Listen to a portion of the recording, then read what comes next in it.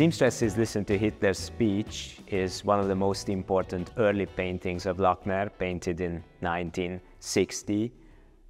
This is the first or one of the first paintings for which he used documentary photography as a prototype. In this case, a photograph from the German magazine Magnum that depicts a group of female listeners to Hitler's speech, a photography from 1937.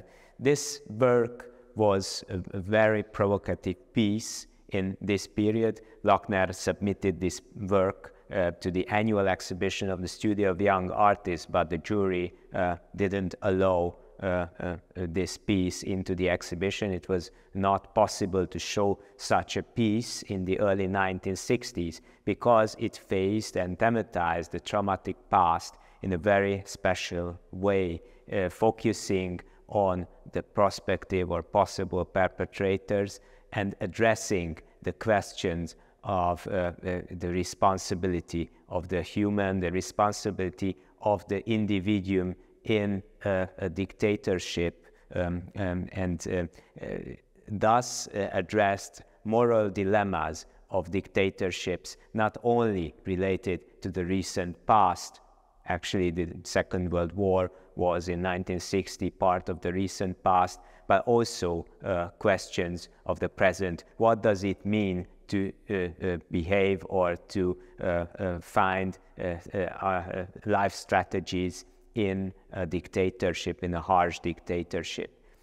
But this painting is also very interesting from the perspective of painterliness, of painting, because Lakner converts the black and white documentary photography into a surrealistic vision, an irrational surrealistic vision, using special techniques of grattage and décalcomanie, techniques of surrealism, and the figures appear to be as monster-like figures, like the ones Goya depicted, which inspired Lakner a lot. The faces are like masks, and the work is full of art historical references. The group of women looks like a group portrait of Franz Hals, and on the top of the picture we see this circular motif, which is a clear reference to Van Eyck's Arnolfini